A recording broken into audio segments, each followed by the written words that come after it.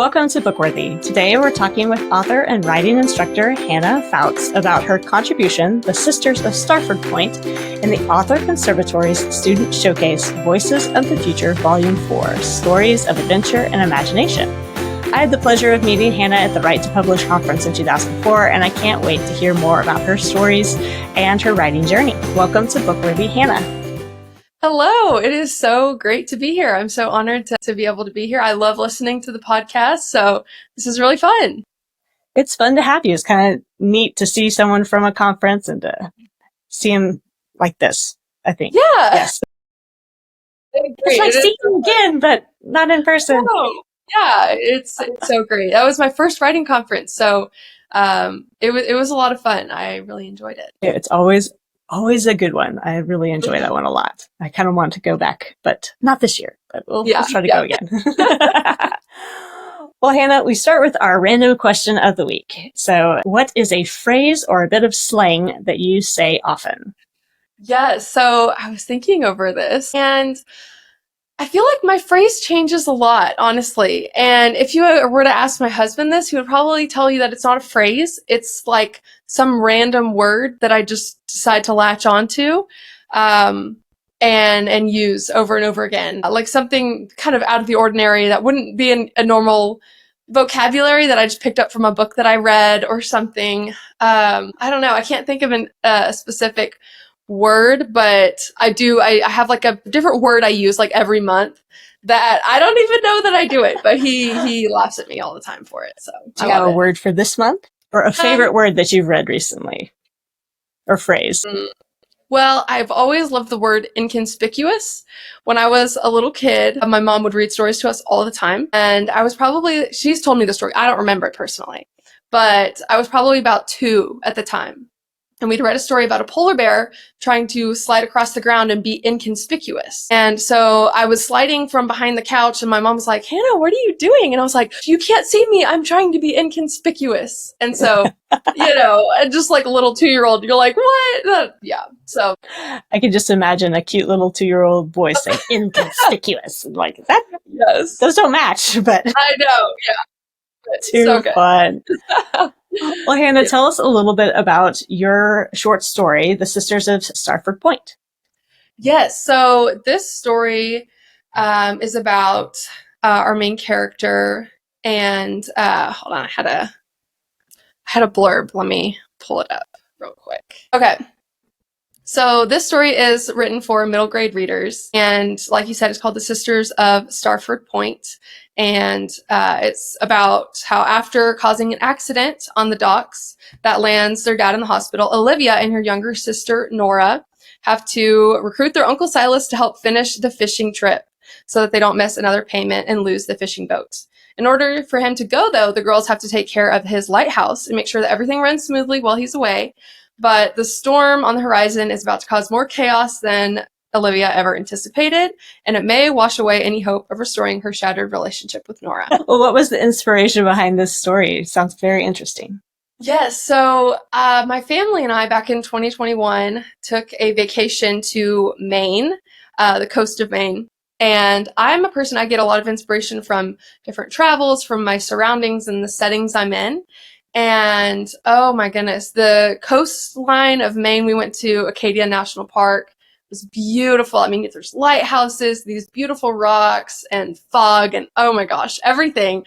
I just knew when I was there, I have to write a story about this. And I've always been fascinated by lighthouse stories. I'm sure you've read a fair share. Few. But I've loved them. And especially as a kid, I thought that was just like the coolest thing ever. And so I knew whenever I was getting closer to getting to my final year of Author Conservatory and that we were going to be releasing this anthology, that it would be really, really fun if I was able to write a short story that was set on a lighthouse. So those two things combined really just helped birth this story. Very neat. I love how just as an author, you really do take in your surroundings, and doesn't matter if you have traveled a lot or you haven't, but your experiences really feed your stories a lot. And that's what makes you a good author, is to be able to take your surroundings and just use it to teach and to encourage others. Now, Yes. do you have a sister of your own that you had a struggling relationship? I have two sisters. I do have two. I have an older sister and a younger sister. And I don't know. My sisters and I have always had a really great relationship. Of course, with any relationship you have little tiffs and fights and oh, that's my shirt. Yeah, you can't wear it. And, Get out of my room. Yeah. yes, yeah. So I mean things like that. But for Olivia specifically, her mom has passed away. And so she feels like she's trying to take on the role of being a parent for her sister. And so that's something she's struggling with, and it's the kind of the catalyst for their relationship struggles. And so I'm the second oldest in my family, but I have a big family growing up. We did foster care, and so always tons of littles that needed help, and that I just got the opportunity to love on. And so in some instances, there were times where I was like, oh, there's so many things going on. I've got to, step up. And I think in some instances it would, I would try to take on like a parent role. And then of course my sister's like, you're not my mom. You can't tell me what to do. And, I'm like, oh, okay, fair point. So yeah. I love that. I have some friends of, that are part of our friends of our family that do foster care. And it is very interesting to watch, new kids come into their home and for them to be, kind of grafted in for a little while, and how all the siblings kind of take them on as they just treat them like another sibling, which has its positives and negatives. It is, yeah.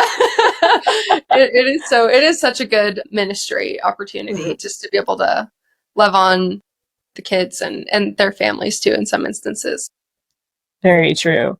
Now, what is kind of the message you hope to communicate with your story? Yeah, so I would say the message that I want to communicate is really just kind of what I was talking about, where especially as older siblings, that there is a time and place for leading and leading by example, but there's a fine line between that and taking on things that aren't yours to take on.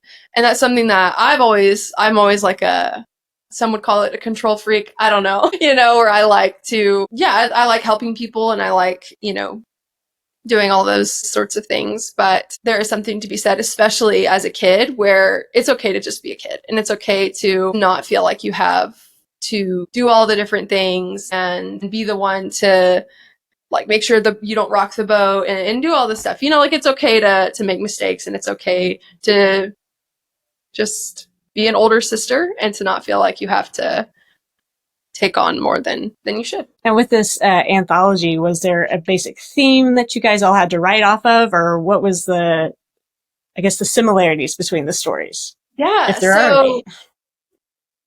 When we kind of started out with the ideas of, okay, we're all going to choose like similar themes. And so the theme that I initially had chosen was the sisters theme, and it was going to be a sisters anthology. And then really we're kind of learning as we go. And so it kind of morphed and changed a bit to allow, for all the amount of students that we're needing to graduate and push out these anthologies. So really, I would say the thread that kind of connects all of the stories is kind of like it says in the title, is that a lot of them, they deal with adventure and they deal with imagination, which is something that I've always just been I have such an overactive imagination. It's a little crazy. I mean, I could tell you some stories, but yeah, I think adventure and imagination definitely is a great theme kind of running through all of the different stories. And they all definitely have their own unique spin on them. All of the authors in this anthology have their own unique voice and message. And it's just been such an honor to be able to be in this anthology with them. And yeah, they're all not just aside from the fact that they're incredible authors, they're just incredible, incredible people. So it really has been such an honor to be able to be in this book with them. Very fun. And this was your class at the Author Conservatory, correct? So you kind of all came together. You're going through the classes and putting this together. So tell us a little bit about the Author Conservatory. Yeah, so the Author Conservatory is a college alternative program for writers who are serious about writing and want to become published authors. And I heard about it. Brett Harris and Kara Swanson are the co-founders. They're also so incredible. Very incredible authors. Really, yeah, incredible authors, incredible people, just wonderful character. And I love them so much. But yeah, so with Author, it's not only training you about writing, because that's something that they kind of notice about a lot of different colleges. If you go to like learn to study English or creative writing, they'll teach you, you can learn how to write really well, but a lot of them, you may not learn as much about the publishing industry, how to write a query letter, how to pitch a book, how to write a book proposal, and how to approach a writing career in a sustainable way so that you don't end up burning out and feeling like the only way for me to support myself is to crank out books that maybe I'm not super proud of, but I need money, and so I'm gonna have to keep cranking them out. And so yeah, just teaching this new sort of business model for authors, authorpreneurs is what we say sometimes. So yeah, it was something I was really excited about.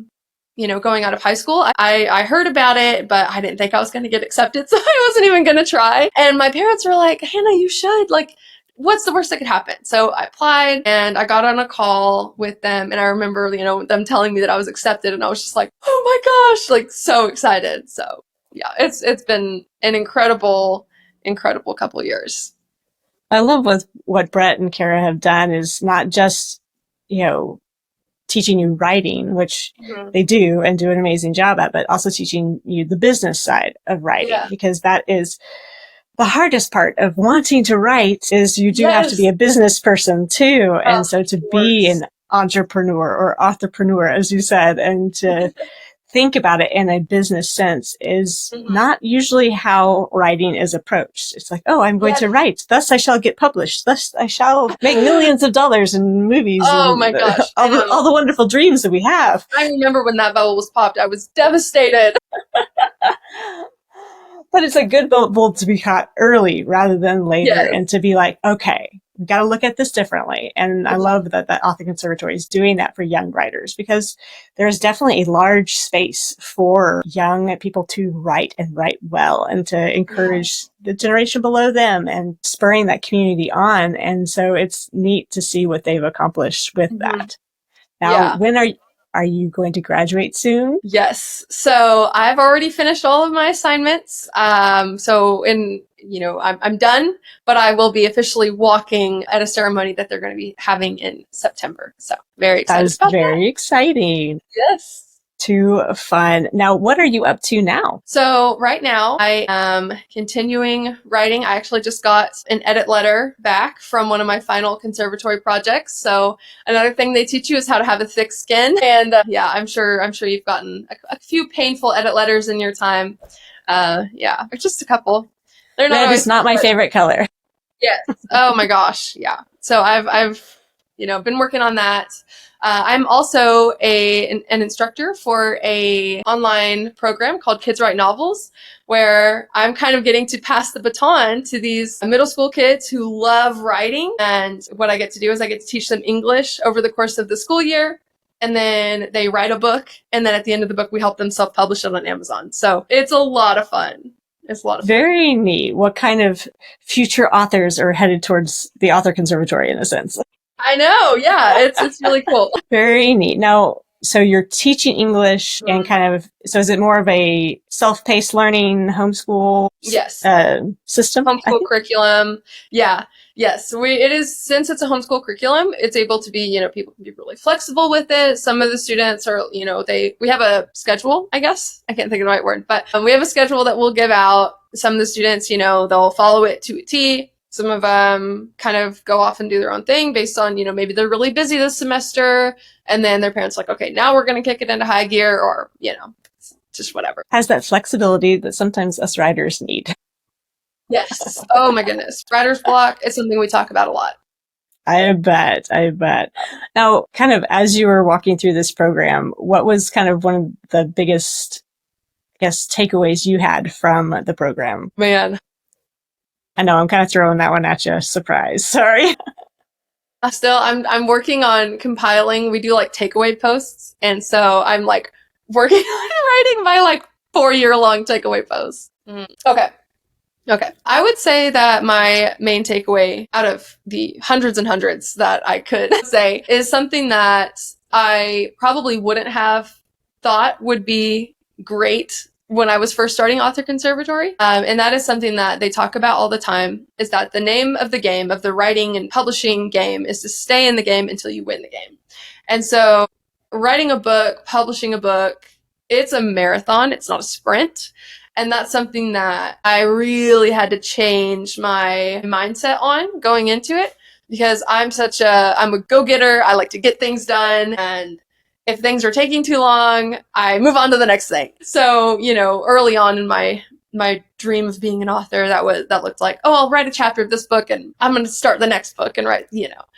So really being able to slow down and learn, okay, it's okay if I don't, have a bajillion books published by the time I'm like 25 or something, that's okay. In fact, that's not normal. And in some senses, it's better. In fact, I would say in many cases, it's better to slow down and to really take the time to think through the words you're writing, to think through the projects that you're working on and the ways that you are going to be talking about them and pitching them to people, and to not be discouraged when you do get those rejection letters, or you do get the red tape or the red underlines of this all needs to be cut. Yeah, I think that's something that's really helped me. And I think if I hadn't attended Author and kind of really learned those lessons and had the support groups that I do and the friendships that I've made through it, I don't think I would have kept on going. I think I would have given up because it was taking too long. It is kind of hard to imagine. You think, writing is you just write a book and you get it published. But it can be years before an idea that you worked on 4 years becomes something. So that is so true. Definitely, like you said, a long game. So, well, Hannah, what is your favorite book? I have so many. So many. I would say some of my favorite books would probably be Anne of Green Gables, A Place to Hang the Moon by Kate Albus. I love that book. And a classic one, all the Penderwick series, gets me every time. I love the Penderwicks. That is a really sweet series. Something we recently discovered with my kids, and it's been a lot of fun to read through. It is. I love all very adventurous and imaginative, right? Yeah, yes. Too fun. Well, what can we expect next from you, Hannah? Yes, so I have a couple books that are in the works. I'm going to be pitching one of my books to some agents. I'm in the process of that. So I don't want to give away too much about that, but exciting things. Yes. All the stories and books that I write are stories that spark imagination and protect innocence. That's really what I want to do with the stories that I'm writing. And so, yeah, stay tuned for those. I do have a free short story that's going to be coming out soon to all of my email list subscribers. So that one's going to be a lot of fun over there too. Very neat. Well, where can people get on that list in order to... Yes. Great segue, right? Yes. So you can sign up for my email list. I have a link specifically to sign up for it. I also have a website you can sign up through, and an Instagram. And all of my Instagram is Hannah Fouts Author. A website is hannahfoutsauthor.com. Yep. Kind of easy to find. Yes. Just type in Hannah Fouts and you'll get there. Yes. Author, too fun. We'll make sure to have those links in the descriptions as well so that people can find you easily. Yes. Awesome. Well, Hannah, thank you so much for joining us today. Yes. Thank you so much for having me. It's been such a pleasure. It's been fun to see you again. Yes. And thank you for joining Hannah and me on this episode of the BookWorthy podcast. Check the show notes for any books or links that we discussed, and let us know in the comments if you have a favorite phrase or slang that is unique to you. Don't forget to subscribe and leave a review so we can discover more great books together. Happy reading!